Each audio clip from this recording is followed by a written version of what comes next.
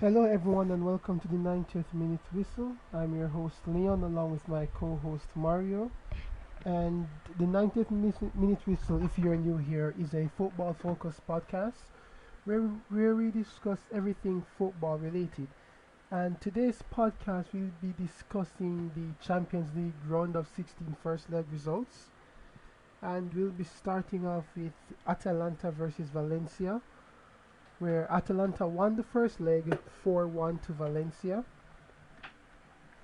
And Mario, Atalanta is one of your Italian teams, one that you've been watching a lot recently, and this is your first time in the Champions League, and they are on the verge of making it to the quarterfinals. So Why what? you put me? Why you put me in a position of my own Atalanta for my career? Um, but yeah, I've been watching Atalanta for a while now. I wouldn't consider them like a Syrian team, but I'm a fan of how they play. What I'm most impressed by is that I don't think it's the same Atalanta coaches has been coaching for the past 3 years.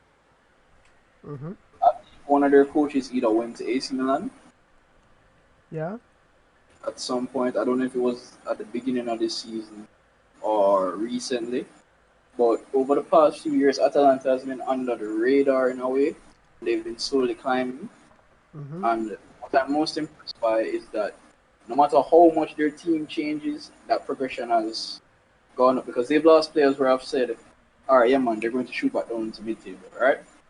They Yeah. lost Mattia Caldera to AC Milan, who was arguably the best young centre back Italian. They lost right back Conti to AC Yeah. Milan.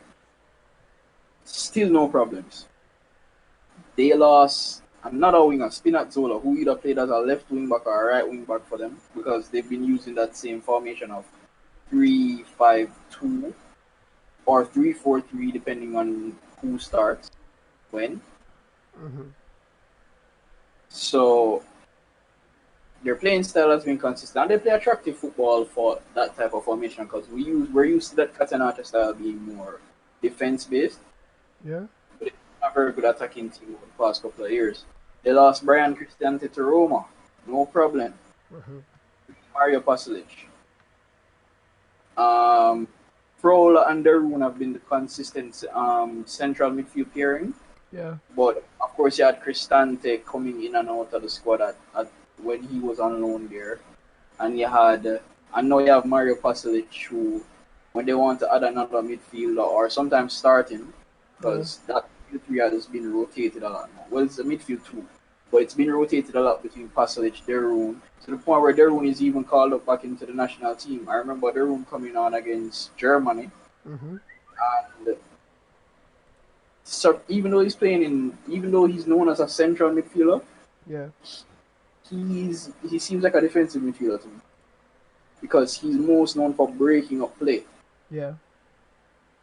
Good technical ability, good passing and whatever, and he's a box to box midfielder really, but he seems like a defensive midfielder when you see him because he does a lot of tackling, and of course Fowler is more of a creative box to box midfielder with technical ability, passing and stuff, and he's been able to get called up to the Swiss national team. Mhm. And you know that the Swiss national team has a competitive midfield space, especially being that they have Granit Xhaka and a few others. But him coming into the team was an unexpected one. It's not like a Granit Xhaka and a Sheridan Shaqiri. You knew them coming up at another club. Yeah. Yeah, whether I was knowing them from From their time at Basel. Yeah, from the academy days or knowing when they made Yeah, Frollo was moves not into one of those Germany. guys. Yeah, so Frollo was not one of those guys. So you can see that it provided new opportunity for players, and again, uh, players like Palomino, who I didn't even know was an Argentine Mhm. until he got called up for Argentina once. And I think he's still, I don't know if he's a regular in the Argentina national team or in our defense, but I think he's one of the players that we're starting to build our defense around. Yeah. He's 27. A lot of these guys have been around for a while, but they've really been getting into their primes now. And Palomino is one of them who is a bit of seems to be a bit of a late bloomer. And then there's Rafael Tolo. Here's what these I'm going to list two players from Atlanta that pisses me off, and this is why I say I have to compliment the backroom staff or even the coaching staff at Atalanta. Yeah. Rafael Tolo was a Roma player back in the day. Mm-hmm. Remember when Roma had Marquinhos? Yeah. It was him and Rafael Tolo were two young Brazilian centre backs that were supposed to carry us in the future. Along with Tini Edvai. Well, Tini Edvai was a right back at the time. And plays for Leverkusen now. Yep. Centre back. Plays centre back at Leverkusen. Yeah, he was one of them too that we were bringing up at the time. When we sold Rafael Tolo, I think a lot of people gave up on him at the time. Mm-hmm. Not me personally, because I wanted Roma to keep both him and Marquinhos. But PSV say, oh, I take him. And for some reason, Rafael Tolo just never worked out completely at Roma. Got to Atalanta, instantly stopped playing. I wasn't playing bad at Roma, but like the heights that he's hitting now. Yeah, so you see the same way Marquinhos stepped up to just like this world class level, and PSG were like, alright, yeah, man, you come. Yeah. Yeah, he didn't necessarily make that step up, but we're starting to see it at Atalanta, and I'm surprised that Brazil hasn't called him even to be a backup, because players like Rodrigo Chao, who are stuck in the damn Brazilian league, who's another centre back who was the partnership centre back for Marquinhos at the Olympics that Brazil won. Yeah. He's been stuck in the Brazilian league for a long time and still get calls up every now and again for Brazil. So I'm surprised that Toloi hasn't been called up for Brazil. Next player I'm upset with is Papa Gomez or Alejandro Gomez. Argentine, late bloomer. I don't remember if he got called for the last World Cup. But I know that he got called for not the last Copa America, but the World Cup qualifiers. When São Paulo took over the team. Yeah. And São Paulo gave him a chance in the team and he didn't play well. He really didn't play well. Sometimes they say, the collective is better than the whole. And I think in Atalanta's case, that is the thing. The collective is better. No, but Papa has been doing this for a long time. Even when Atalanta weren't playing well, this well, yeah, he was always a standout. And Ilicic to me was the defining sign. Ilicic. He was the defining sign for Atalanta. Because honestly, he's not a striker, he's attacking. They use him as a striker though. No, they don't. Well, they use him in the front three. Their strikers are Duvan Zapata, Luis Muriel. I think they sent Barrow out and loan and they sold Andreas Cornelius. But this goes back to how the formation has changed up. Because it's supposed to be Papa Gomez, Ilicic, and Duvan Zapata up front. Mm-hmm. Ilicic is naturally an attacking fielder. Papa Gomez is a regular inside forward. And I thought he would have come with Messi on the left well. Yeah. And then Di Maria would play on the right, Aguero up front, and Messi would play in behind.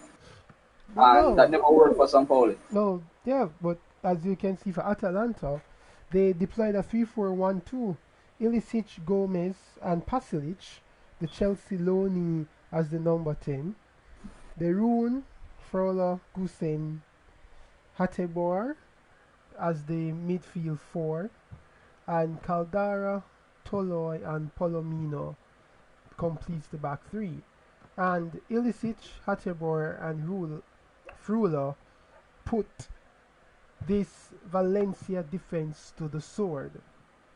Well, you see, I don't like how that is stated in a way because Valencia's defense aren't their strong suit, and they're prone to concede goals even when they're winning.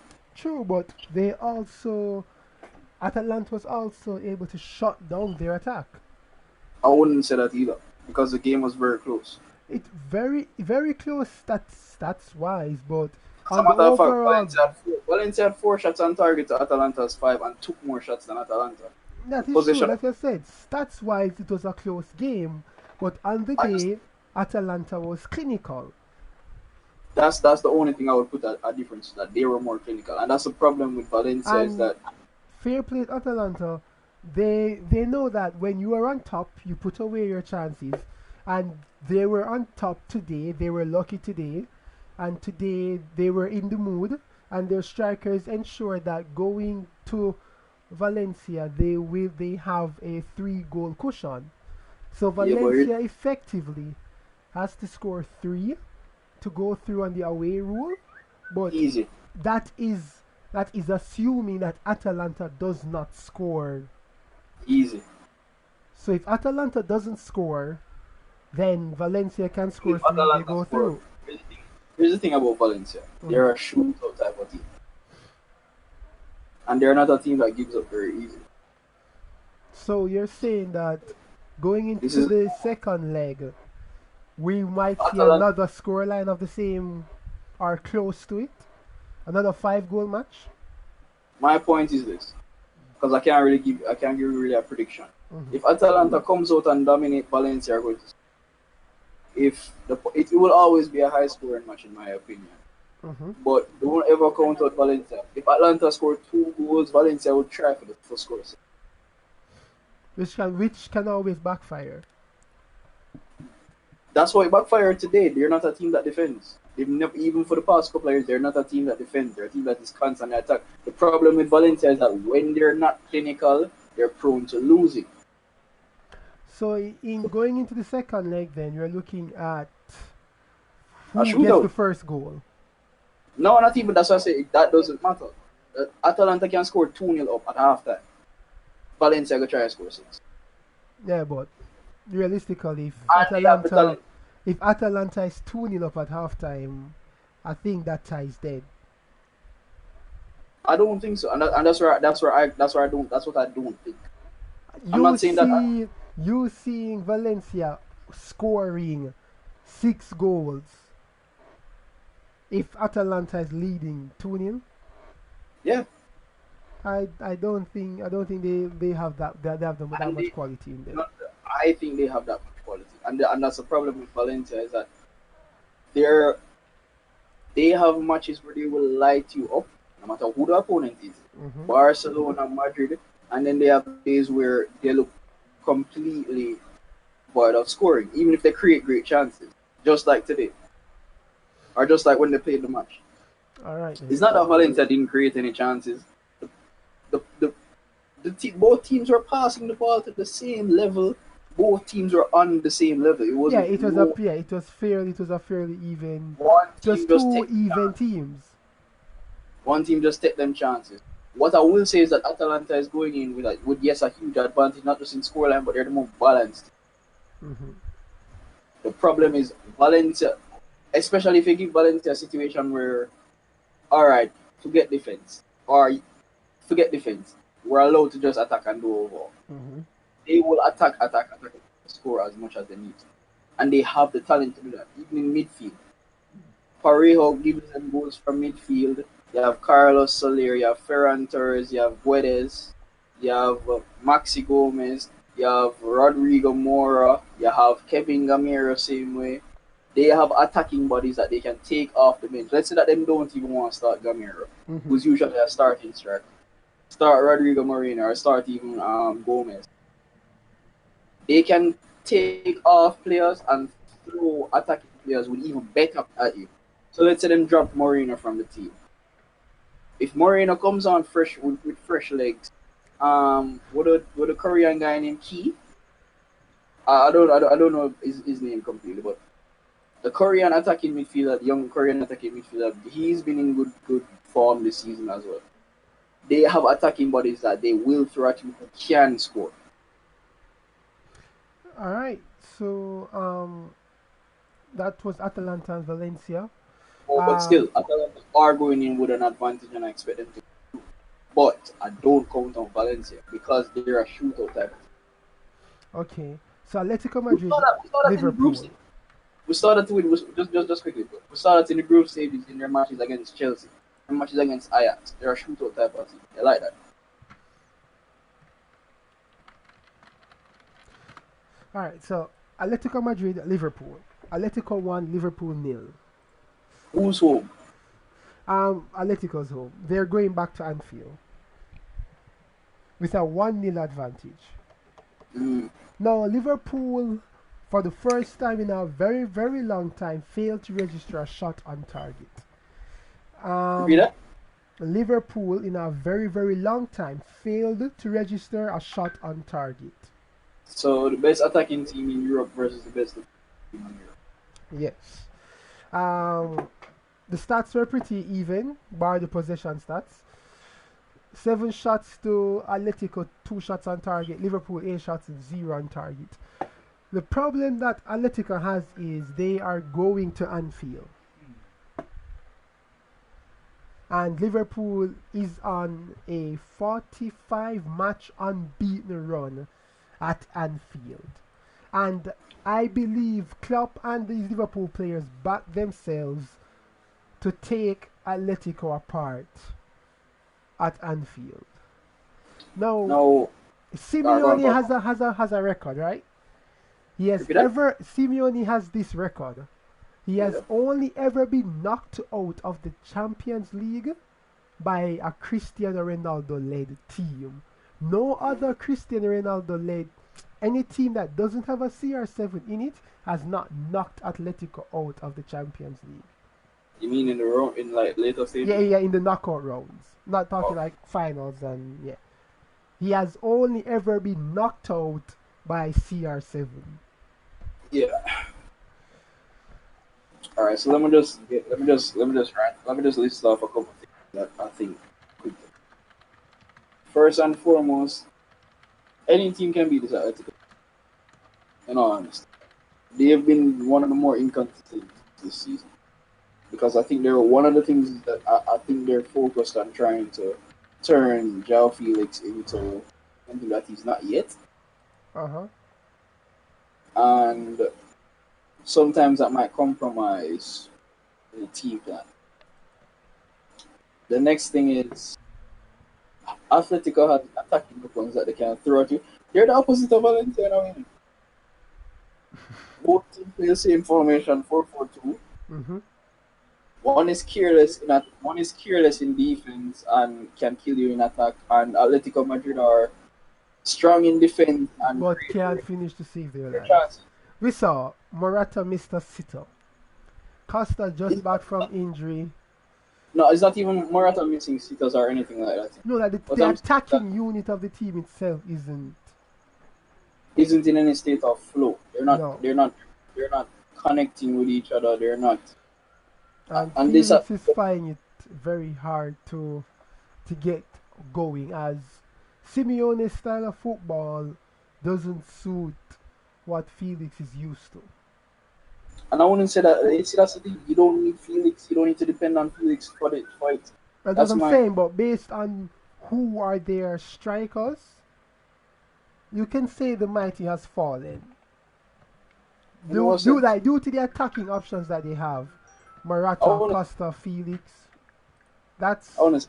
I I think wouldn't say that that. is a very poor striking options when you think I about wouldn't say that. Atletico I wouldn't. Madrid. I wouldn't say that. I wouldn't say that. I wouldn't say that. Because Costa hasn't scored 10 goals since he's got there. Morata the same, and Felix Costa is has been out of the squad for injuries for constantly. Same thing for Morata. yeah, but Morata has been mostly injury free than Costa. Yes, Costa has been injury prone, but Yo, both of them I think, aren't. like I said, I think this. I think of it more as not as them striking options before. I think of it as the team not playing well. Because again, when these guys are at their best, um, they actually play up to world class level. Which is why I wouldn't say that their strike options are poor. I just think they don't have much chemistry with him. And then you have to understand it. There are times when he's using Diego Costa and Morata up front. That's a Hmm. target man on number 9. Yes, that's Korea, how. Korea has been inconsistent in not how he plays, because he plays hard all the time and creates for them and whatever. But again, forcing João Felix compromises Korea. Yeah, but Lemar, Felix, I think Felix is injured for them right now. and that's another problem too. Korea, Murata, all of these guys have been in and out of the squad with each other. So nobody's building a real rapport with each other. And then didn't they resign Caressa? Mm-hmm. So Caressa is coming back in the team as a winger. Lemar is in the team and he hasn't done well there either. And I think Saul and Koke keep getting played out on the wings instead of in central midfield. And I just don't think he's put together a squad that is being consistent. Who is his midfield partnership? Is it Llorente and Thomas Partey? Is it Koke and Saul? Who are his wingers? Is it is it Lemar and Caressa? Or is it Koke and Saul? They haven't been able to build a consistent starting 11 of players that can grow together with chemistry. It's always okay. This guy's in there. This guy's, and that's from a tactical perspective. You can see how you do that, but to do it as much as Simeone does Mm-hmm. can compromise the squad's chemistry of getting into a state of flow. So do you believe that Simeone has taken Atletico as far as he can? Because he's been No, there, what, 9 years now? I don't think he has. I think he's the longest. We're talking about a I'm top not team. I talking think about he's the the length. longest serving I'm not talking manager about, right now. yeah, but I'm not talking about the length. I think that Simeone, Simeone's problem is not if he can get the squad to do better. I think that he's not using the squad to their best abilities. He's using a lot of players out of position, that type of thing. Mm-hmm. Put it this way: let's say he played a 4-4-2 diamond instead of a flat bank, two banks of four, right? Yeah. I think you get more out of Saul, Koke, Thomas Partey, João Felix, and let's use the youngsters then. Let's use Morata, Correa up front. Let's use João Felix as a number 10 where he's supposed to play. Mm-hmm. And let's use Saul and Koke either side of the midfield. Let's use Thomas Partey, or at the side Hector Herrera. So Hector Herrera at the base of the midfield. I think you get more out of each of those players because you're playing them in positions. They're playing in a more natural role. Yeah, and then if you want to switch the formation, you have Carrizo and Lemar as wingers, young wingers who can come on at that pace and whatever. And then if you want for other extra striker, Diego Costa would be the perfect striker to come in and poach from off the bench. All right.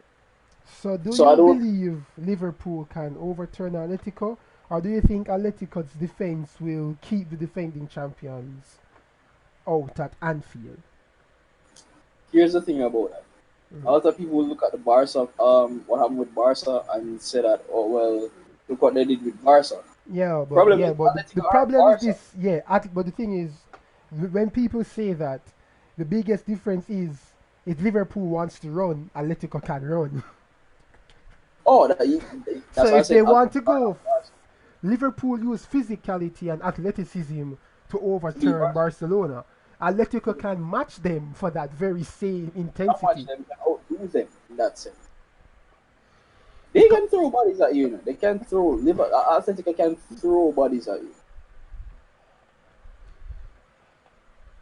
so I remember talking to Liverpool fans and they were like, if it's one team that Liverpool hates or is the anti to Liverpool is Atletico.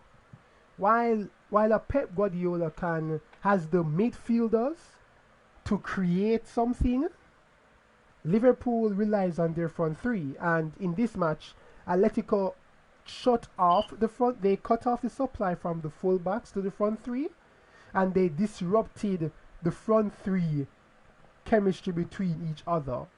And because they know that their midfield is of no threat to create anything, once they cut off their main supply lines, Liverpool found it hard to create. And they never had space because Liverpool is the team that likes to attack during the transitions. Atletico denied them that luxury of attacking during the transitions. Because their midfield and their back four don't allow space in between. So even when Atletico was pressing, because people were like, oh, they were just parking the bus, but no, it was a low block press. When Liverpool came Everybody onto just them, listen, and that's one of the things I want to get clear.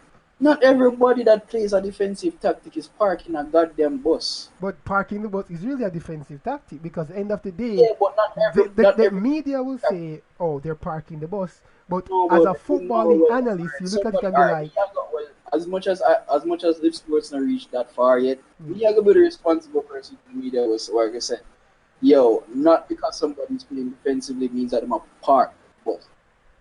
"No, Park the bus is it was a low block press." That's what they were doing. They allowed that's what we Liverpool for years. to come onto them, and like a rubber band, they just stretched and If they just Burnley did repelled actually them. spend 100 million when they were getting on Premier League properly, they would be Atletico right now. That is also very true. And sometimes, I think Conti also said it that if I know that another team's attack is better than mine, why am I going to go into a shootout with Shoot them? up. That's just going that I'm playing into their hands. Exactly. So Which is what Atletico got the goal, and again another tactical masterclass from no, but Simeone. here's the thing. Even if they, it doesn't matter if Atletico get a goal or not. There's no point in time where Atletico switch from their form, their style. No, and like I said, they created chances that if they had finished those chances, they would be going to Anfield with a 3-0 lead. And that's when I'm definitely sure that they ain't coming back from that. The problem I see with this is that again, Simeone might throw out 11 next week, and because of their inconsistency, they might lose. Okay. Remember that they don't have the same leaders in the squad anymore. Remember, there's no Diego Godin, there's no Gabby. Uh-huh. So there's, I wouldn't say there isn't leadership in the team, but is that leader? Are those players who are leaders that have that much say in the dressing room? Because Hector is a good leader. Does he have much say in Atletico Madrid? Mm-hmm. Being that he's just come to the club. When he was at Porto, yeah, he can't talk to anybody in the dressing room. But and he's a natural leader on the field. But in this team, how much pull do you have? Who is the leader of that defense? So I many remember that he has a lot of new defenders rotating. true. There's So nobody, there's Kieran Trippier, there's Santiago Arias, there's Sime Versalco. Stefan Savage is still there as well, right? yeah. Stefan Savage, Jimenez, Mario Hermoso, Felipe. Who is the leader of that defense now? Felipe may be the oldest player, but I don't see him as the leader. Savage is not. I don't know. Stefan Savage has been a natural leader. He's become a good centre back. Yes. Jimenez, again, good centre back, but I don't know him as a leader that's going to help keep the defense organized in Mm-hmm. tough moments. All right. Oh, So yeah, go ahead. many questions for Atletico, and Liverpool also has many questions on there because this is not the first time that they have failed to break down a defensive team, and this is not the Premier League where teams are just going to make a mistake and allow you to score. That's not going to happen in the Champions League, especially against a Diego Simeone coached team. But now we have to move on to the circus, as Frank Leboeuf termed it. Dortmund versus PSG. Haaland masterclass, 2 goals. PSG 1. Neymar coming back from injury, getting the goal provided by Mbappe. But in this match, PSG Dortmund by all, right? And it's the same thing that is plaguing them in the Bundesliga, not taking their chances. They were they created way more. Persons might see 2-1 and believe it was a close game, but by just watching this game, Dortmund should be going back to Paris with at least 2 more goals because they absolutely dominated PSG. I would And say that about evolution for a team. Keep in mind, I'm a huge Gladbach fan. So yes, I so would, you know that he's from the Gladbach days. It's been like this. brother, I remember in 2011, 2010, 2011, when Hmm. Gladbach had a team of Dante, Tony, and I think it was Marco Roy, Patrick Herman, one around. And if you watch, I think there was Mike Hanke, Nordveit, and Nestada in the midfield. Brother, if you watch the highlights from those teams, the man them play like boss and cannot finish. Cannot put Like away a goalie. a lot of, if you even watch like that, you know how you watch like compilation highlights on YouTube. Yeah.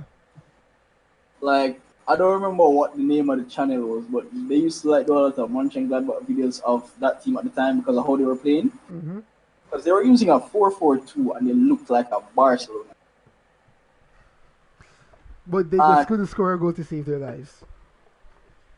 They couldn't buy like a goal, huh? the person who was doing the compilation Yeah. would do like the entire passing The part build and up just play and then cut it. and then just because especially Mike Hanke, you're supposed to be a goal poacher, the goal there, right? So they would break So down team the defenses old British saying, they couldn't hit a barn door. And you know how and big a barn door the is. only person who could consistently hit the goal was Rice. And with your far field career reach, Patrick Herman still there at Gladbach. Can't even start now. Youngsters come in and take him game. I mean, you want to travel around the world with football and get a little run at Ajax and then in their Napoli now, nothing. So he's just touring. Yeah. But my God, the man them could have scored some of the shot them. Only two people consistent in the squad there to really move on. And Ter Stegen and Royce. I will see where for them careers gone, right? But Just I would say because of that being all you consistent. should and even to some extent, his knee Steve. So today Frank Leboeuf called PSG a circus, saying that Thomas Tuchel cannot control the circus that is PSG. The egos that are flying all over the place, the players who want to dictate where they play and how they play and all of that. But again, spending hundreds of millions of dollars, PSG again is looking that they are going to fail at the biggest moment. And I put that down to players' immaturity, not necessarily Tuchel, because if you look at how Tuchel sets up the squad, he sets it up for everybody to be here. Best place. Yes, Tuchel is a man that believes that the system is better than the individual player.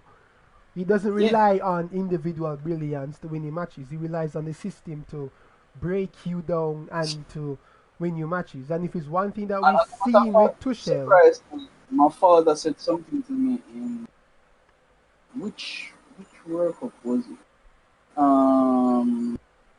2014 World Cup. mhm, When Neymar was playing for Brazil and Brazil didn't have the best one.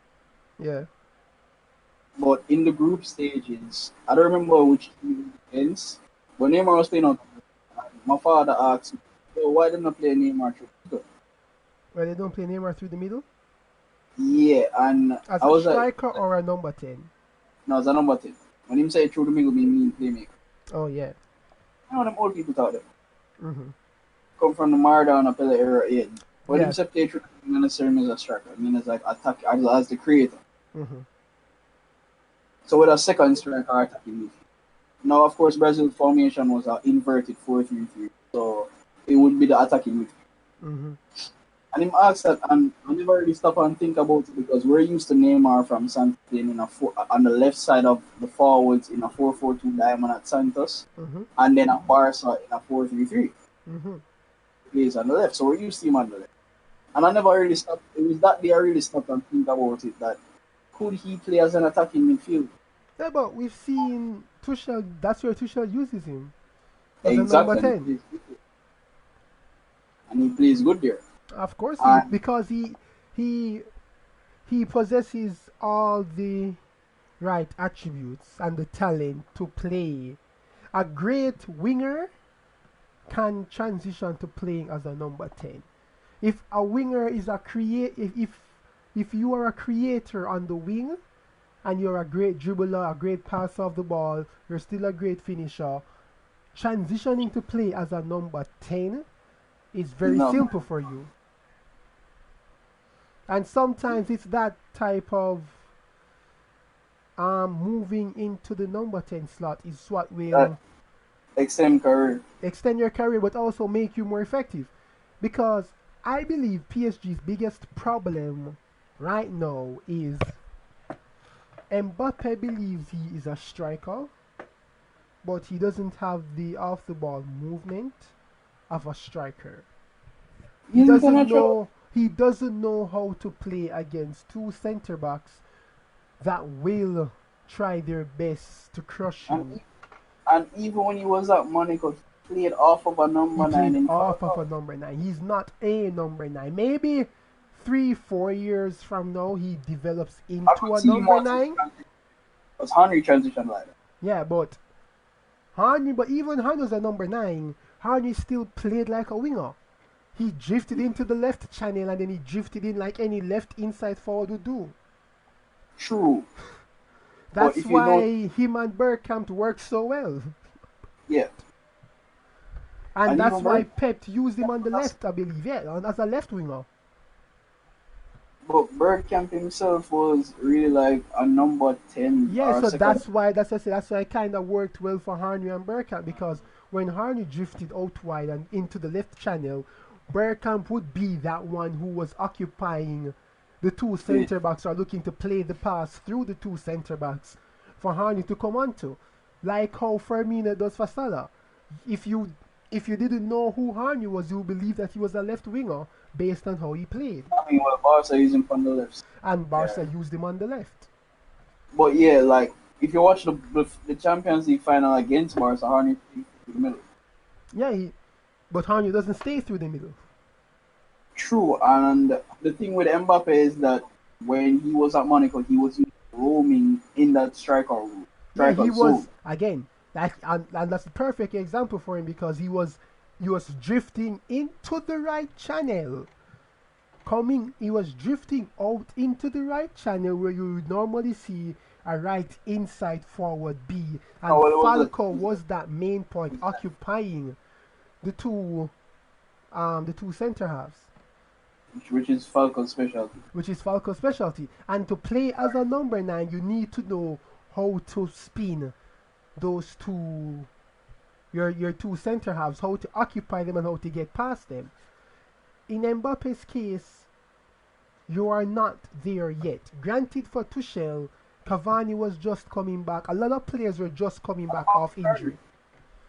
A lot of them were injured. Icardi was also, so a lot of players were just coming back to full fitness, and he never wanted to rush.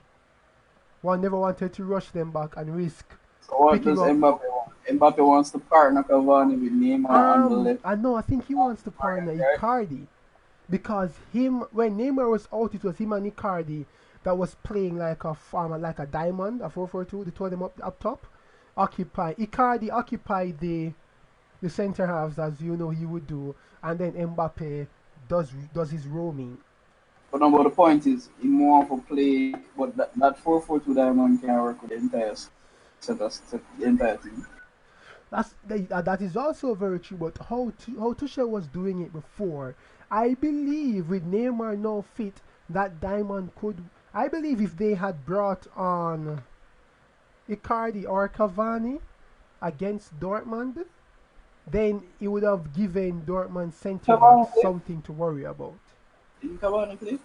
No, That's where I saw Cavani. no, he didn't play. That's where I saw Cavani. No, the only person that PSG brought on was Sarabia. Both And then Icardi and Cavani stayed on. Like I said, they in that they're not equation, fully fit. we're going to fit Di Maria in that equation. One of their most consistent. Yeah, so he played a 3-4-3, literally, with them. With Di Maria, Neymar, Mbappe, Kurzawa, Verratti, Gui, Munir, Kimpembe, Thiago Silva, Marquinhos, Navas. And Verratti ran that midfield.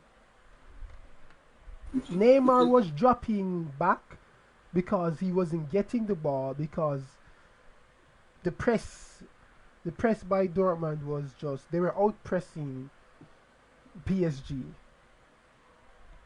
But again, do you believe that we know that going to the Parc des Princes and we know how Dortmund is very, very, very inconsistent. This this is another shootout waiting to happen. But Dortmund will always win in a shoot. That's what I believe.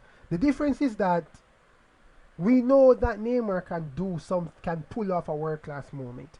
We know Mbappe can pull off a world class moment. We know Di Maria can pull off a world class moment. We know Cavani and Icardi can do a world class. And we know Thiago Silva is a leader that can marshal his team to get the result that is necessary. Now this team. That This is, team doesn't have a lot of chemistry together, even though Tuchel has done a job. That's why I said, this team wasn't. It's the problem with PSG is that they're not building around a manager. They're just buying players and telling them sort this. that is very true.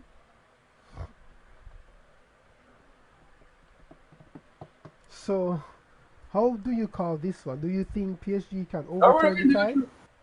Because here's the problem with PSG. Mm-hmm. They're a team that has to get into a shoot.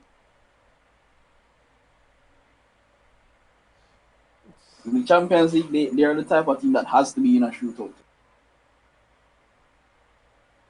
They're not a team that can dominate possession, even though they have a variety. As much as I like Idrissa Gana Gueye, he's a breakup play type of. He's an in goal and type of. Mm-hmm. But not necessarily a Sergio Busquets type of. They haven't had that matter. Even when Marquinhos plays as a defensive midfield, he's really much like a Casemiro, Yeah, not like a Busquets. He's no Thiago Motta.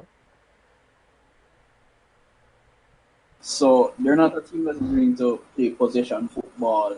So that alright, if Dortmund have the ball, them can score, and then we can score. No, the best situation for PSG to win is into a shootout with them. Because if you get into a shootout with them, they have attacking threats that can throw. They Which can was throw. what Lucian Favre alluded to. He said that for this match, normally persons watch our games and think, oh, 4-3, 5-3, 5-4. He said, no. Going into this match, I want us to stay compact and deny the Now, spaces in all between honesty, the line. he's been trying to correct defensive issues overall. Because even in the Bundesliga, he's reached the 3-4-3. Uh-huh. And remember that he has some players out in him. I must say Royce injured. He must have Yes, guts but again. his attacking talent is still... He's still spoiled for attackers. Because like he said, he decided to alter his game plan and Dortmund sat back and countered. They sat back and they defended. Hummels put in a top class performance.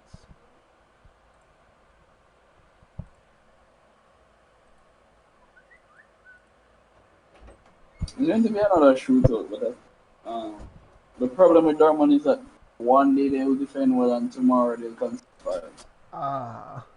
So that's And if there's a Dortmund. team that they can concede five against, please. Yeah, The no. thing is though, and again, this is where I put situation into the argument. Mm-hmm. Much like a team like Valencia, if you put them into a situation where they no longer have to care about defense, they have a problem. Because PSG has the all important away goal, you know. And Champions League history has told us that 2-1 is a very dangerous scoreline. Never enough. So Tottenham Leipzig. Leipzig 1, Tottenham 0. Leipzig are going to go through. Of course, Tottenham doesn't. I call Leipzig going through. But this is another tricky match because again, Tottenham missed some really good chances, but Leipzig missed a lot of chances. Yeah, but here's the thing about that. Let's set up both where But let's the set up difference both. is Let's set up both. Son isn't playing. Hold on. Son is out for 4 weeks. Yeah, so let's set up both are at there right now, man. I'm talking about the and put on the field right now. If both teams are out there, 9 times out of 10, Yeah, the Leipzig Leipzig is winning, yes. are going to be more clinical than Tottenham forwards. Yeah. Because right now they're using Bershwood and Waro. Yes, because their two main strikers are out. Exactly. And even if you bring on Lamela from bringing on a creator. Yes, like I said, and the only other player they have is this academy player Troy Parrott, I think. And I think Jose alluded that to put so much pressure on a kid would be Who that? unfair. They have an academy graduate that is a striker, Troy Parrott, I think is his name. And Jose was saying that he's just not ready yet. To put so much pressure on him as a academy player just coming out of the academy, learning his rope would be unfair. To give him that much pressure. Cause this is a guy that had this like I think he's fresh out of I still Tottenham's don't understand how academy. they lost out on Piatek to Hertha. Hmm? Still don't understand how they lost out to Hertha Berlin for Piatek. Ah, certain things we never know. But I don't think there's much to really talk about with that Leipzig match. Leipzig I mean, created why chances Piatek they missed. one club that is mid-table in And Syria? I don't In our understand some of the moves that some of these players make. If Piatek had but gone to Tottenham, he would have been the striker starting for the foreseeable for the rest of the season. and he could play in the Champions League because AC Milan weren't. He could play in the Champions League, but players make strange decisions. So for this week's tie, let's start it off with Bayern 3, Chelsea nil. Not, Um, not surprising. yeah, but this is what I warn you. In the group stages, and Hmm. I told you that you should just drop the third and try to win the Europa League again. Yeah. This and it's strange to tell my team that yo, You're don't put just out as not much. you're just not good enough. No, I knew that. Yeah, yeah, That's what. it's very funny because Lampard said something in the press conference and he said that the players must look at their equivalent at Bayern and say to themselves that this is the level that I want to be. He said that the only player that performed like they deserve to be in the Champions League was Mateo Kovacic. Now, when your manager says that, that is a Me, Mateo Kovacic damning. 3 times winning Champions League winner. Yeah, he said that Kovacic is the only player that showed today that he deserved to be playing in the Champions League. Now, when your manager says that, that's a damning verdict. Yo, he's a 3 times Champions League winner. No, I'm saying we know Kovacic is a three times Champions League winner, but we also know that he wasn't crucial to these Champions League wins. No, but that's no. But here's my point. Here's my point. But Real Madrid are bringing. I think what Lampard is trying to say is Kovacic is showing that he's a top class player. Not world class yet, but a top tier player that Brother, shows that he needs to be listen, playing at the top level, right? But I if don't think Kovacic, he's looking at Kovacic. I think he's more looking at the other persons in the squad I and get what you're saying to them saying. that the level that Kovacic is at, the level that these Bayern players are at, you need to look at yourself, look in the mirror and tell yourself that that is what you need to be to play at this level. And none of you, bar this one player, is at this level. Alright. I remember Conte said the same thing. He said, I only have 3 players that are capable of winning the Champions League. Hazard, Kante, and Courtois. And I think this is Lampard way of saying the same thing. I only have 1 player that can play in the Champions League, Kovacic. Now, what does that say about the other 24 members of the squad? Alright, so here's what me look at it. Mhm. Kovacic has been world class since he's been at Inter. Even though Inter wasn't playing good as that. Kovacic was world class at Madrid. The only times Kovacic did not look world class at Madrid was when they put him as was there. Um, Madrid was bringing on Isco and Kovacic for the bench in their Champions League. James, the first Champions League victory, James was on the bench as well. So they've been bringing world class players off the bench. Not because they weren't crucial to win, doesn't mean class. But they're not the pinnacle of world class as it pertains to midfield, but they were world That's why I class. said they're top class players. I wouldn't put that as top class. I would still consider you world class. Now, I'm not saying that you're the best of the best world class, but Madrid are bringing world class. So, Kovacic playing well in the Champions League is price. And again, I said this in the group stages. As much as I don't want to tell Matisse to quit, in a sense, Mm-hmm. I said it from then, like, yo, make Valencia through. Because, sorry, I said, let Ajax and Valencia go because we would actually be more competitive in the I could see us winning the Europa League. With the group of players that we have. Yeah, but the Champions League, I knew that no matter what we face next, we would not get knocked out. I didn't care who it was. I knew that round of 16, Chelsea were going to get knocked out. Because I knew that the team wasn't. And you know my feelings on this Bayern team. You know I don't like this Bayern team. Yeah. You know this is to me personally this is one of the worst Bayern squads. Worst Bayern teams in a long time. So you know I don't like this team, and both these are both teams that I love dearly. And I sat and I watched this match. Both teams are in progress of a rebuild. Bayern's rebuild is much slower than Chelsea's. But Chelsea are at the point now where they have some of the players that they want to build around. That is very true. Bayern are still in that transition. But I But sat back. still have I said to Champions League myself, class players. but I said to myself that when 10 years ago a Bayern team could not come to Stamford Bridge and behave this way, they would have been sent back to Munich with the score being reversed because Chelsea has never lost to a German team at home. 10 years ago. I'm going to now bring it back 5 years ago. If Bayern came to Chelsea 5 years ago, they would not have won that match. Now, this Bayern team is Lewandowski's on like 45 goals for the season. And out for the rest of the season. Well, not the And rest of the season. he's out for the next tie, like a couple weeks. But he's been carrying them on them back. That aside, Gnabry has stepped up to the plate. Coleman has stepped up to the plate. Muller has found back some form. Clap hands. Davies. Davies is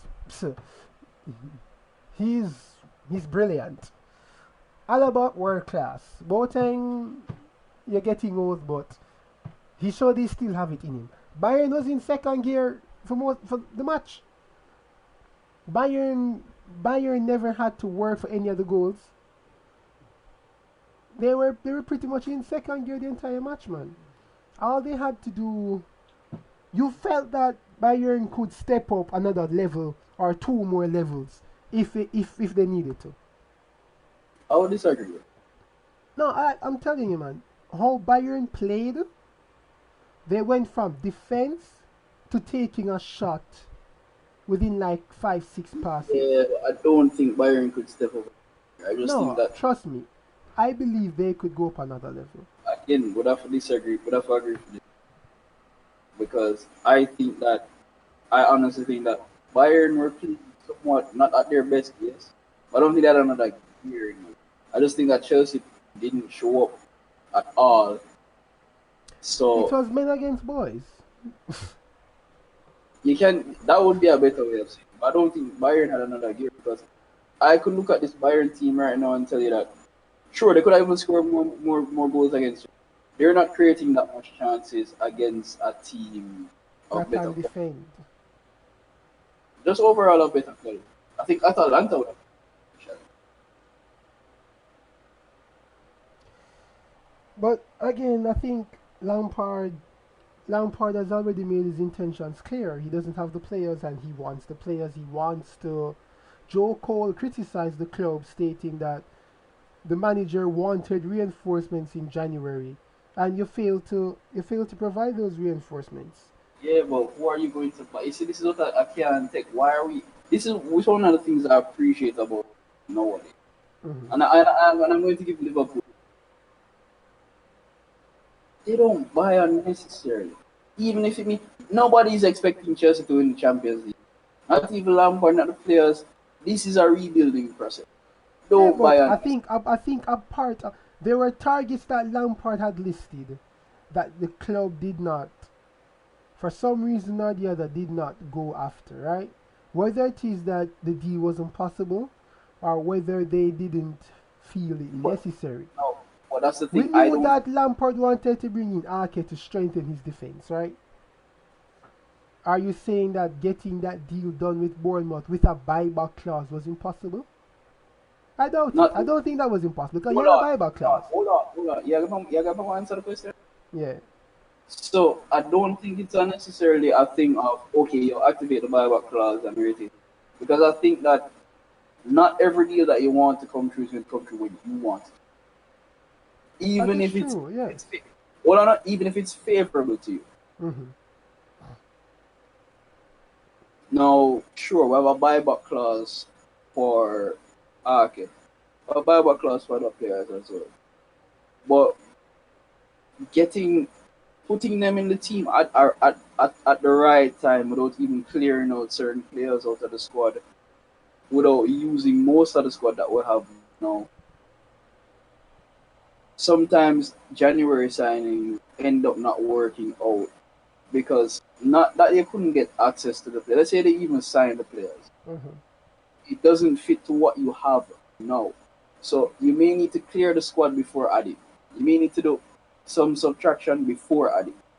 Now, in my opinion, January deals are hard to get through just off of the amount of paper that has to go back and forth. And again, this is one of the controversial things about even Martin Brathwaite transfer to Barca Hmm. is that remember that for every transfer that you bring in, you're fucking Yeah, the other club, yes. and Because they won't be able to yeah. they're going to make it even more difficult in January to do that. It's easier for you to sign people in the transfer window because the person whose team you're messing up has time to fill that gap. So I don't think it's a sense of all right, Chelsea just never got off the Lampard one. I just don't think that the deals are going to fall through in the way that you want. Or the clubs can even agree on a deal. The clubs can even agree on a deal.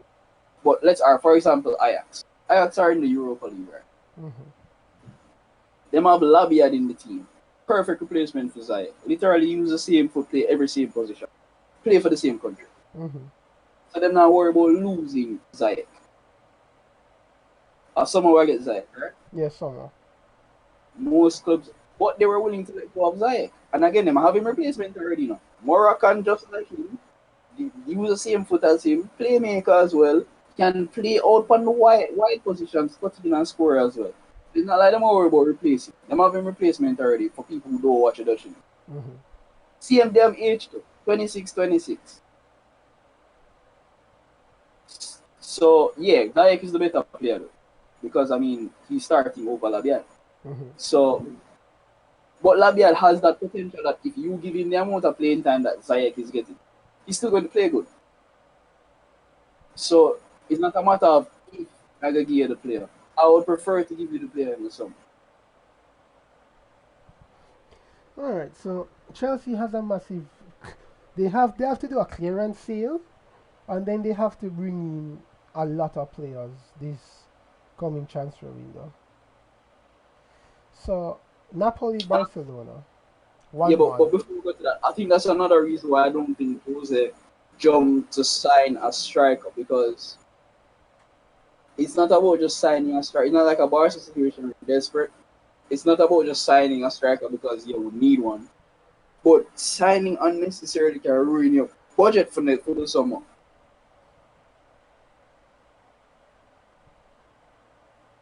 That can ruin your budget leading up to the summer. Hmm. You might spend a 50 million in the January window, it just mess up for the summer. And then if the player doesn't work out how you that it's a January signing, which are usually which is where you find the most panic buys. When you buy it in that situation, you might not get exactly who you want at the time, but what you need to fill your squad with. So you might waste money on The problem with buying in the summer now, and this summer, this is a Euro year. So most of the players that might be moving, year of Copa America here. so most of the players that might that are on the radar to be moved will be away at international tournaments, which means they'll be coming back late for preseason. Yeah, well, how does that affect the transfer? No, it affects them coming in and training and getting that team chemistry going. Oh, yeah, that's definite. But here's the thing about that's for everybody. Or everybody that you're competing with. So if you're competing in the top four, like brother, everybody from the top. Yes, but in Chelsea's case, they need like 4 or 5 players. Still, like, The others need maybe one or two. yeah, but the point is, I don't think that affects you as much because everybody it affects And everybody as when we're much as looking you. at the rivals, Bar United, City's starting 11 is set.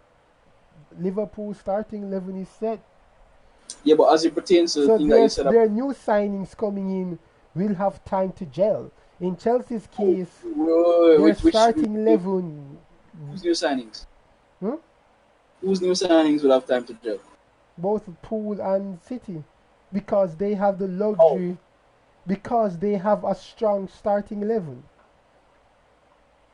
no, understand how that makes sense. If their players are going away this summer, No, I'm but talking about the chemistry of the team, the chemistry, the playing chemistry that you no, but get that's by my point. playing matches together. Yeah, but For the they're not teams going to that get that already chance. have a set starting 11, Yeah, but they're not getting that chance either. That's my point. The same problem that plagues you plagues them as well. yeah, but you're not bringing in 4 or 5 new players into your starting 11. That's the difference. So you don't have these group of players that now has to learn how to play with each other. You already have players that know how to play with each other and just has to get match fit. While in Chelsea's case, due to the amount of players that they need to bring in, this is a group of players that needs to learn how to play with each other. And that will be delayed due to Euros. Especially knowing how bad the Chelsea board is in making transfers. Because this is assuming that they do the smart thing and identify their targets and buy their targets before Euros. Like what they did with Fabregas and Costa Oh, when it was the that's World still, Cup year. They but that's still, purchased them before a ball was kicked at the World Cup. yeah, but that still wouldn't matter. If if I'm listening to your point correctly, which I agree with your point, listening to it, that still wouldn't matter because once you sign the players, even if I'm gonna still go after them, still never getting the time to play with each Which means they other. can start the season badly and be left behind by the time then the players start gelling together. Again, what are your expectations? This is the thing. What are your expectations of the signing? That's my biggest question. If you want the, if even if you want them to hit the ball, I everybody want think their it. I think it. I think it all depends on who the signings are really. I think this summer we will find out is is our next Chelsea looking next. to, yeah, then let me go to the next club, but is Chelsea looking to become a league winner, or are they looking to continually just keep on building? I would recommend building. So this summer Yeah, we will know because I what don't think you is can sign Chelsea's anybody that. ambition. I don't think you're going to sign anybody that's going to make you believe. Win the, But yes, so on to Napoli and Barcelona. yeah. This was a pretty boring match. I'll just call it off. This was a boring match. It was a boring match. Mertens scored a wonderful goal, but it was a boring match. And again, Barcelona look devoid of creativity. Like they don't know what to do. Both teams, and I would put that down to both teams having new managers would have to adjust to their playing style. But Griezmann came up with the equalizer. Mertens scored. So we're going back to the Nou Camp. Pretty even. Barcelona has the advantage because of that away goal. But this was a match that was, yeah, there wasn't much just going on in this match. It was just a dark, boring match. But like you said, new managers, new playing styles. Both teams dealing with injuries as well. Yes, both teams deal with injuries as well. And new players in the squad. Leon, Juventus. Leon schooled Juventus. As expected. Juventus 14 shots, 0 on target. Just like, remember when we were talking about the AC Milan? Yep. Good job.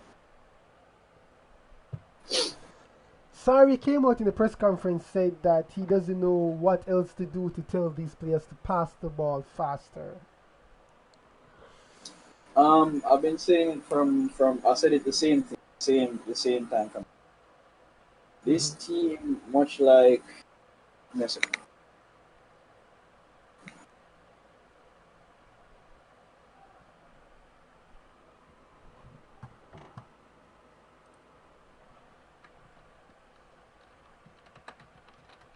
My apologies. This team, much like who's it that I was just talking about? They're not just like PSG. They're not necessarily built around Sarri ball. They're just like, yo, see a group of players here over here. You have CR7. Do something. Yeah, so you're not really building a team around Sarri. Now Sarri has used a 4-2 diamond before and still managed to play Sarri ball. Mm-hmm. But Ronaldo wants to. I don't know if he wants to prove that he's still a winger. But they're playing him out on the left now. They've switched back to the 4-3-3. The midfield isn't the problem. I can tell you that. No, it's a forward now. Yeah, it's not the midfield, it's a forward. And nobody wants to say it, but CR7 is not CR7 one and one. As a matter of fact, the forward line was Ronaldo, Dybala, Cuadrado. And that false 9 round suits Dybala very well. If he has two other wingers like a Callejon and an Insigne to run off. Cuadrado is a good creator, but you see the thing with Callejon is Callejon didn't start his career as a right winger. No, he was a striker. Exactly. That moved out to right wing. And I blame that on Jose. And Mertens was a winger that came in to play as a false nine. As well as a number 10. Well, as well as a number 10 as well. And Insigne was always a left winger, so. Yeah, but the thing is, Cuadrado started out at right back in his at Udinese. And then moved on to Fiorentina. No, he moved somewhere else. And then he came to Chelsea. Then he was right back, then right wing, then went to right wing back, then to right back. Exactly. So the amount of goals where you want him to score is probably of a winger like a Callejon or a striker or an inside forward, but he's an out and out winger. He dribbles, pace, he put crosses in the box. And then CR7 isn't the CR7 of old. Can dribble off the left wing and score as much as he wants.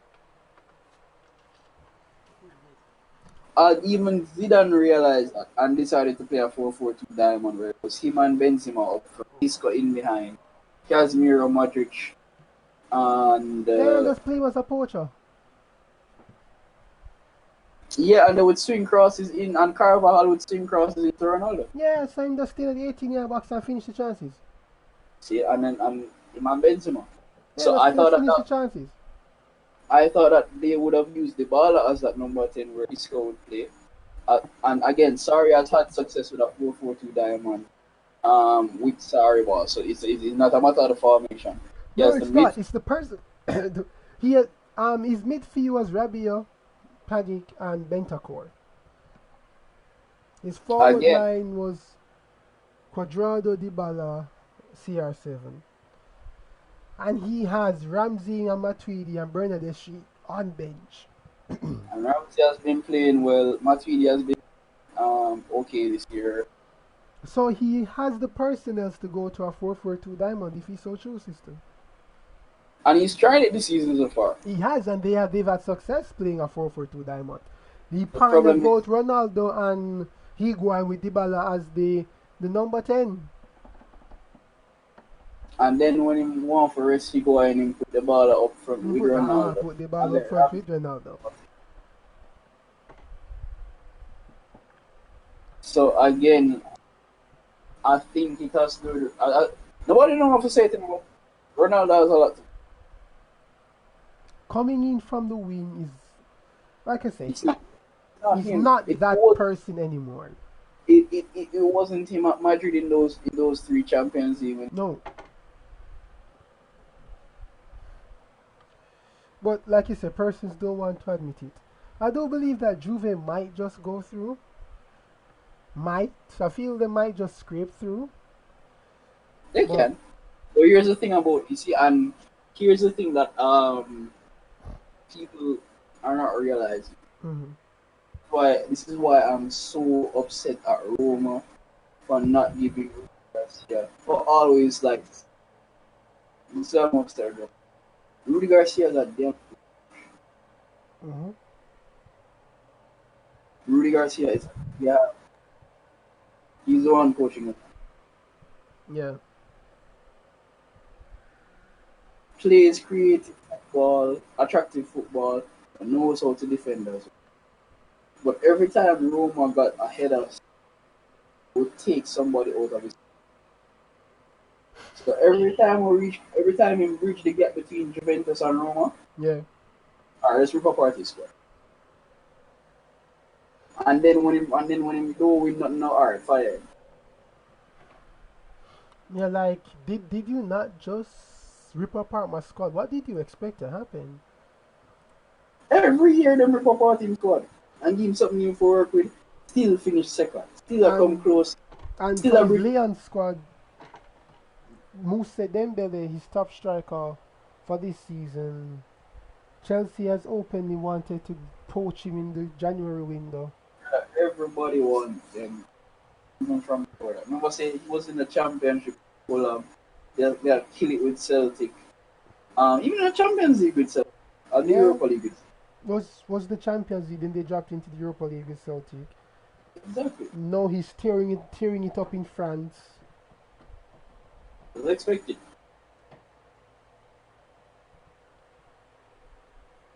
So he's one of those PSG academy graduates. Ah, from the Marshall Dembele era. Yeah. And there's another one who's still at Celtic right now named Osane. Mhm.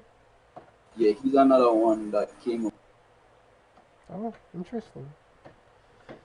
Okay, so our final Champions League match: Real Madrid, Man City, the match of the round, and tactical masterclass by Guardiola. Now that saying he's thrown around a lot, but this one was a true tactical masterclass. I didn't see it that way. When we saw the lineup, everybody was like, "What in God's name is Pep doing?" Bernardo Oh, Silva and De Bruyne as your strikers, Jesus as your left winger, Rodri, Gundogan, and Mahrez, Bendy, Laporte, Otamendi, and Kyle Walker. Everybody was like, hold up. So you're using Bernardo Silva and De Bruyne to play as your strikers? And Jesus as your left winger, which would normally be your striker? And hey, it worked. Both Silva and De Bruyne stopped Madrid centre backs from building up. They oh no, pressed this them. is here's the thing though. Here's the thing though. This Mhm. this this this thing is Coco. You This see? seems quite. This doesn't seem like that very different. Did you just say that this doesn't seem like Valverde? No, what I'm saying. No, what I'm saying is that it may look different from you, but it doesn't. From my eyes, tactically, it doesn't Hmm. play different than how his teams usually play. Yeah, no, but Oh, okay, normally, okay, so in this match, his two strikers were I Silva watched the and De machine. Bruyne. I watched the machine, and I don't look. I didn't look at it like that. Here's how I look at Hmm. it. Just to give you perspective. I think he changed the shape of the team, but not how the team. Bernardo Silva to me looked like a false nine with a number 10 behind. This looked more like an inverted 4-3 rather than individual 4. Gundogan and Rodrigo at the southern midfield. Mahrez cutting in on his left, and Gabriel Jesus has never been an out and out striker. He's True, always but played. okay, so how the team defended was a classic 4-4-2. That's how Yeah, City that's the defended. difference. That's why I said I think he changed the shape of the No, he team. changed the Not shape, but necessarily. where the players were placed is what you you would have expect to see Jesus where Bernardo Silva was. De True. Bruyne at number 10, yeah, that's fine.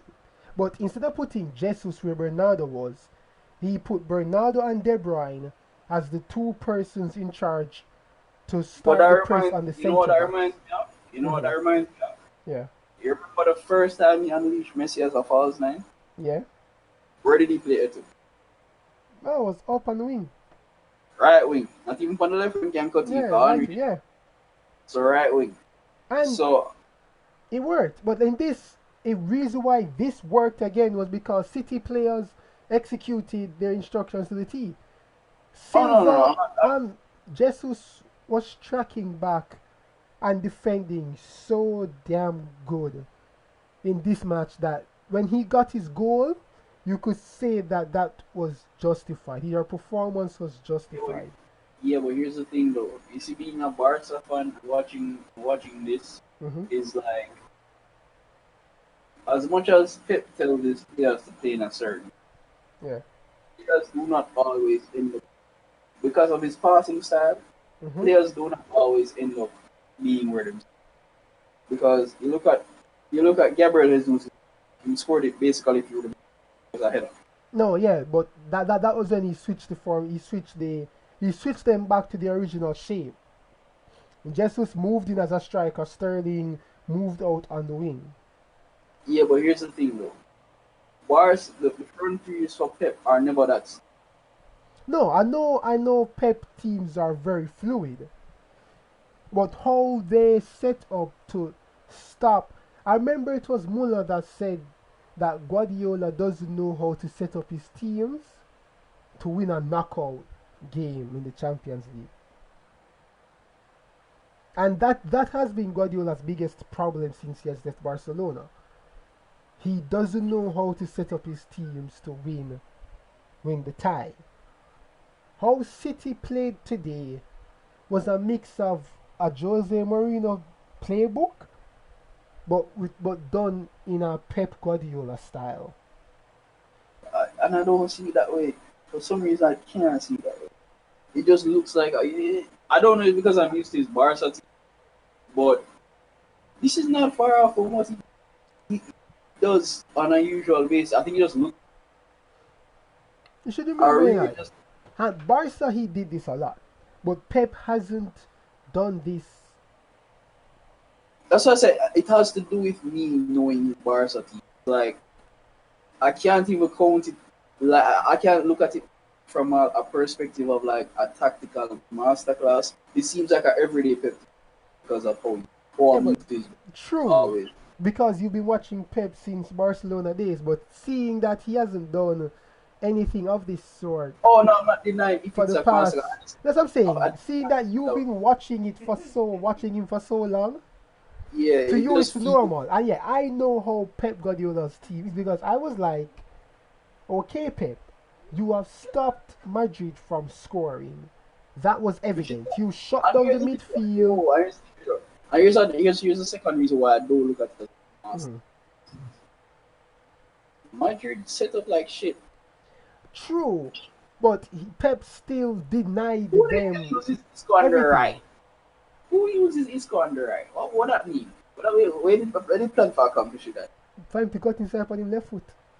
He's not left footed. Yes, he is. No, he isn't. Isco is left footed. No, he's not. Mario, I think you're losing it, you know. No, like brother, I watch Isco from a very long time now. Isco cuts in on his right foot or plays as a Oh number yes. 10, and I know that he has. Oh Ross, yes, he's right footed. Yeah, we have to, and I know that he can use his left foot. I'm not saying that his left foot is like incomparable, but you don't play a player who doesn't have that level of pace to run down the wing on his right Damn. in that way. Isco is a creator, you know. Isco is supposed to be playing either where Modric is or like when he switched the formation, and this is why I think that Zidane doesn't rate Bale. But we know he doesn't rate me. Why you think he doesn't rate me? There was a point where remember that season when Bale was just scoring goals in the Premier League like crazy. That was the There was a season point, before he went to Madrid. Yes. yeah. There was a point where who was the coach at the time? No, don't even say the name. But like whoever the coach was at the time, eventually moved Bale to the number 10, Yeah. right? Yeah. And during that time, he scored more and more. Here's the thing: Bale plays as. Sorry. Why not switch the formation to exactly what you are? 4-4-2 diamond. And use Bale Bale and and Benzema. Isco in yeah, behind. because Hazard is out. Isco in behind playing in a role where he can actually take pressure off of Cruz and Modric as it pertains to creating. So them can sit deep and them can help more defensive without losing too much energy. And have Isco playing his best game. Alright, fine. You want to drop Bale on the bench? Vinicius is not an out-and-out winger. And he was, That's to be fair, he was the best performing player for Madrid. I'm not saying No, he's no, I'm just putting it out there. But yes, he's not an out-and-out winger. He's an inside forward, or he can play as a centre forward. As a matter of fact, he's a centre for a second striker. Not even. No, he's not. Rodrigo is the inside forward, not Vinicius. Rodrigo is more of the inside forward or the wide forward if you want to call Yes, it. that is Rodrigo. Vinicius was never that at Flamengo. Exactly. He was a second striker. So even if you want to drop Bale to Vinicius and Benzema up top again, And you know, funnily enough, Vinicius was terrorizing both Otamendi and Walker the entire game. No. I'm not denying his performance. So I'm saying if you had moved him more central and put him up against Otamendi, you would have had a lot more success. Because he had the beating of Otamendi. And guess what that does for Marcelo, who loves to bomb on. Yeah, but they used Ferland Mendy, which again had a lot of space out there. Fine. Even better. Young guy. Faster than Marcelo, can match Kyle Walker pace for pace, stride for stride. Give more space for work with. And then it gives Walker a very interesting conundrum because Otamendi cannot match Vinicius for pace. So he's going to rely on Walker to cover that pace. Exactly. And if Walker vacates that spot, then Mendy is going to be the one. More space. That's why them win. Oh, that man understand with Zidane now. Why are you straying from the things that won Champions League? He's letting personal vendettas cloud his judgment. And again, even if you want to bench,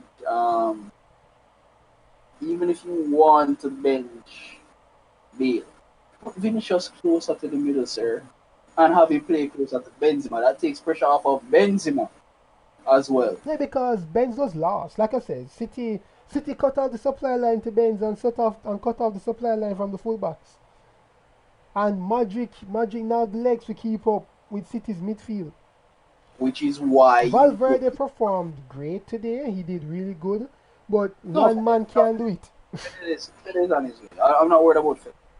But Fede is not a playmaker, and he's a box-to-box midfielder with good technical ability and passing.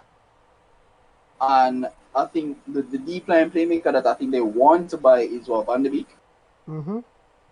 And even though he's a deep line playmaker, he's a lot like Tony in the sense that even though he's a playmaker, he works very hard. Yeah, which they're trying to replace both Magic and Cruz. So. Yeah, so again, how did Madrid But you know win what I those find times? really funny? Like you said, even if you don't like Bale, right? You spend 50 million on Jovic, and you've yet to play him consistently. Oh no, Jovic has not been playing well. I will understand why Yeah, but I'm just saying, you've no not Vinicius been. no Vinicius would be the player that you That's what I'm start. saying. So even if you don't want to use Bale or you don't want to use Vinicius, you have a striker here that is. And No, I you think took he out was smart. Vinicius, put I on think he was smart. Jovic, and played a 4-4-2 diamond. But here's my thing. I think But he was by then smart. it was too late.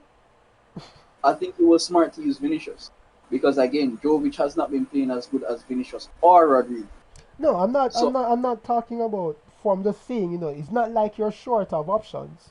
oh yeah, again, I don't understand what's Isco doing on the right wing. Isco literally looked lost. Of course, he was lost. No, I could understand if you play more of a Christmas tree formation. That will be two number 10s than two wingers. Ah, But no, it was two but wingers. exactly. But you see, with the Christmas tree formation, you bring Isco into a space that he's familiar with. Because he's still operating in that half space. Exactly. But no, as a matter of fact, I don't understand Funnily that enough, because the goal that Isca scored is a goal that you normally find your number 10 scoring. yeah, look at the space him running to. Yeah, Right that's in behind that's the classic striker number running. 10 space right there. Exactly. So if you didn't even go with and the thing is, Madrid has been playing like shit with a 4-3, right? Yep. The moment them switch to the Christmas tree formation, they start with right, and you stray from what is working for you. And you stray from what is winning you the past three Champions League. What?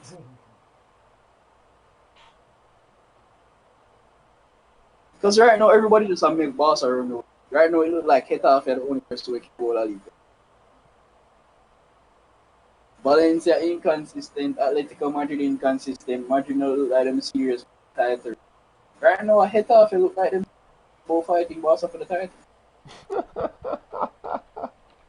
And out of all of the Madrid clubs, Getafe are the one who fight Barca. Listen, get off, eh? Pick one of the smallest clubs in Madrid. It's a giant. David versus Goliath. Hey, David, I play good though. That make David, I walk through the European League right now. And them are killing it in the league right now. So they said With them, David's thing will work this time around, eh? David's with them, with them 4-5-1 formation, and more for defensive, and then 4-4-2, and then more like attacking. David's thing will work. Yeah, David are doing thing. Like I said, I don't understand, but it was a beautiful performance by City. They dominated the game. I had a round of bets going on with my brothers who was going to win, and they called City. So, a great performance. Going back to the Etihad, I do see City knocking out Real Madrid, but you know, I was talking to a friend and he said, Leon, can you imagine UEFA faces if City wins the Champions League? And honestly, my prediction earlier is that Yeah, Barca versus yeah, that's final. it. That's what you predicted. Barca versus City in Champions League final. No, I didn't expect Barca to have as much problems that they've had, so that never play a part into my You see, the decision. problem is City has given up on the league, and they're only playing for the Champions League. And I think that's very dangerous. No, that's a bad idea. We can say that from now. Their Yeah, spot is to the champion, and I still think them and Barca are going to final. I still think that. I think Not, I think not like go on, every go ahead. every season that they've gotten closer, because we should know that Tottenham only made the semi-final thanks to VAR ruling out a perfectly good goal by Sterling. So, And Ajax choking. and Ajax choking, massively choking. So, they've been getting closer to that Champions League. And if Liverpool is knocked out, then I believe, well, a lot of persons are still saying City will win the Champions League because it's the only thing that they have on their mind. I expect them to be in the final. I expect Barca, especially if all of the teams that are in the lead now go to the next round. I see Hmm. Barca meeting up. Either them will meet up before the final, or they're the ones with. That is true because based on how this first round went, a lot of top teams will be knocked out. And I think this is needed for those top teams because they've been living off of individual brilliance for so Oh, of long. course they've been. So now some teams that are well put together, like an Atalanta, can knock out somebody. Hmm. If Dortmund stay consistent, they can knock out somebody. Exactly. And they're more about Leipzig created the chances, but decided that they want to hit the post. So, but they are also a team that is well put together, and on their day, they can knock you out. This is a story of many Ajaxes. It's not just Ajax on a nice run in this Champions League this year. A lot of teams are well put together, and music. on their day, they're gonna take you out.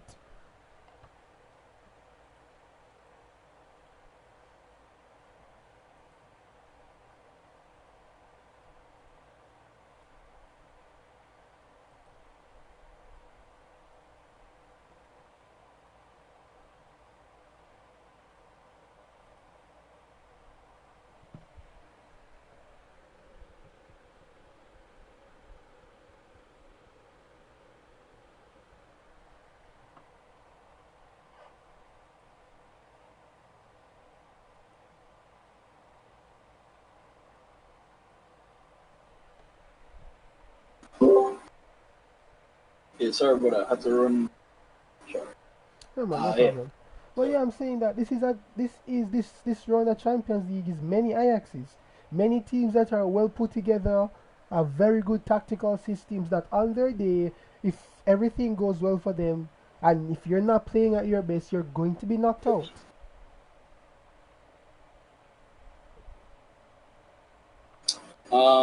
Rest in peace to a former Jamaican footballer was shot. I don't know much news about it right now, but News still breaking. yeah. Where is it? I'm trying to figure his name. Apparently he was a national. Mm-hmm. Uh,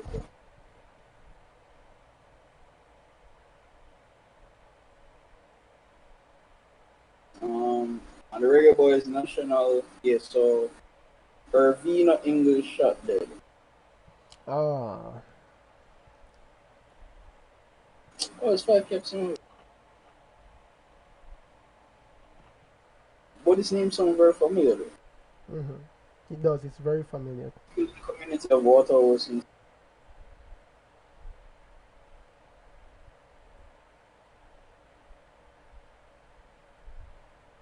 Oh, he was an assistant coach of the Wolmer's boys.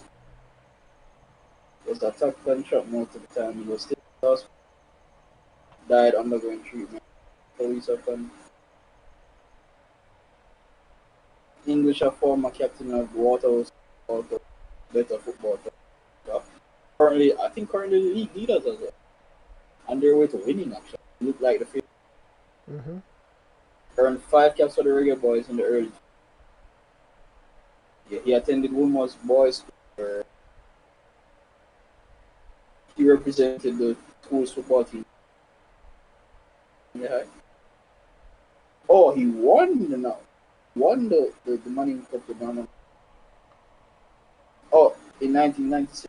Oh, perfect. And his son Rivaldo also represents.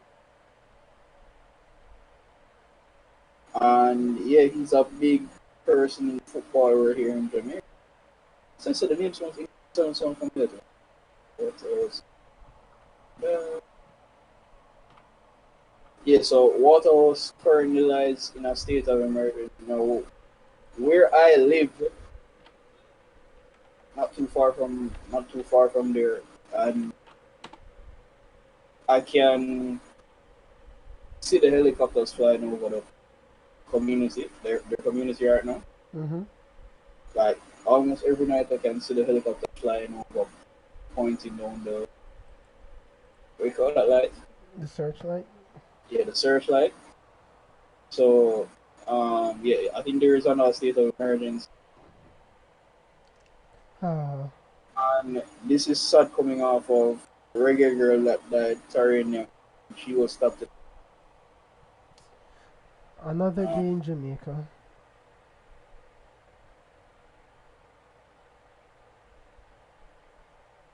I don't, and I can't really tell you what any other inside part of it. Yeah, being that we're from here, we kind of know, Yeah, we kind of know so it's just a normal thing right now.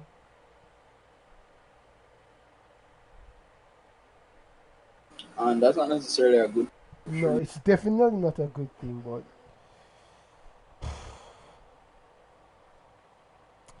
I think that's a sad note to end the podcast on. Yeah, but it was here and when I podcast. So I don't know. I guess I just have to put it out there. Yeah. Like I said, as I'm reading, because as I go through, as I go through on my laptop while we're doing the podcast, Mm-hmm. I go through like different statistics and all of that stuff while this just came up, so I just decided at it. Alright, so thank you for listening on whichever platform you listen to us on. We are on Anchor, which allows us to distribute a lot of different platforms. So thank you guys from us here at Live Sports, and join us for our Live Sports podcast when we upload that one.